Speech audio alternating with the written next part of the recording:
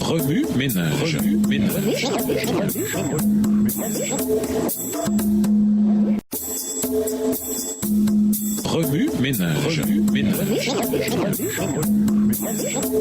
Bienvenue dans votre émission. Remue ménage. Nous voilà à la leçon de mercredi. La révélation aujourd'hui. Lisons Apocalypse 1, les versets 9 à 18.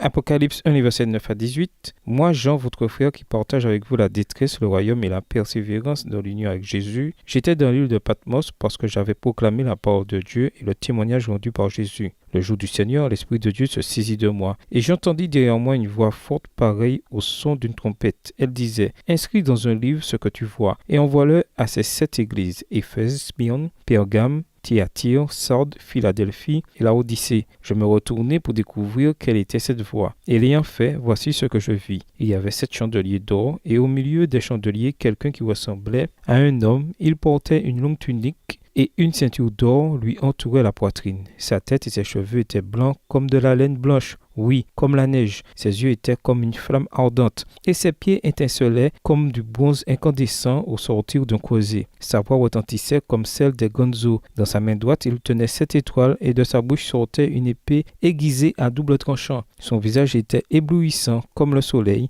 quand il brille de tout son éclat. Verset 17. Quand je le vis, je tombai à ses pieds comme mort. Alors il posa sa main droite sur moi en disant, « N'aie pas peur, moi je suis le premier et le dernier, le vivant. J'ai été mort et voici, je suis vivant pour l'éternité. Je détiens les clés de la mort et du séjour des morts. Écris donc ce que tu as vu, ce qui est et ce qui va arriver ensuite. » Il peut être difficile parfois de tirer des leçons pratiques quotidiennes du récit complexe de l'Apocalypse. Cependant, en tant que révélation de Jésus-Christ, l'Apocalypse peut présenter à ses lecteurs certains principes très clairs et pratiques devant régir leur vie. Premièrement, souvenez-vous du jour du sabbat. Apocalypse 1, le verset 10 nous révèle que le Seigneur parla à Jean le sabbat, le jour du Seigneur. La signification du jour du sabbat se trouve partout dans les Écritures. Dans l'Apocalypse, elle s'accompagne d'une pertinence soulignée à nouveau ici dans l'expérience de Jean. Cherchez à faire du sabbat un jour spécial, une expérience unique et un jour de vrai repos et de régénération en Christ. Établissez des traditions du sabbat. Choisissez de la musique seulement pour le sabbat et créez une ambiance particulière à la maison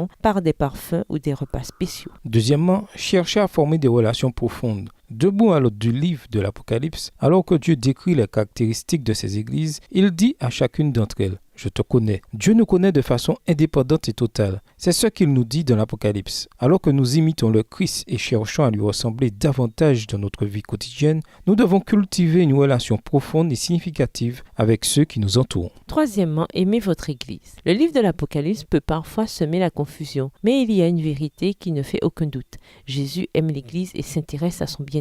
Telle qu'elle est définie dans le Nouveau Testament, l'Église est le corps du Christ, le peuple qui accepte le message de Jésus et choisit de vivre par sa parole. Vous faites partie de l'Église dont il est question dans l'Apocalypse, de l'Église que Dieu chérit. Ceci devrait susciter un engagement profond de votre part envers le corps de l'Église en tant qu'expression publique de votre foi. Quatrièmement, écoutez. Dans le chapitre 2 de l'Apocalypse, le Seigneur dit à l'Église d'Éphèse que chacun, s'il a des oreilles, écoute bien ce que l'Esprit dit aux églises. Apocalypse 2, verset 7. En faisant votre culte personnel et en menant une vie de prière chaque jour, vous pouvez commencer à entendre la voix du Saint-Esprit de votre vie et à vous conformer à ses instructions. Il y a un engagement intentionnel et fidèle que les chrétiens doivent entendre et pour lequel ils doivent répondre au Seigneur. L'instruction divine dans l'Apocalypse est à la fois directe et pratique en vue d'une application quotidienne. Au revoir. Et à demain si Dieu veut.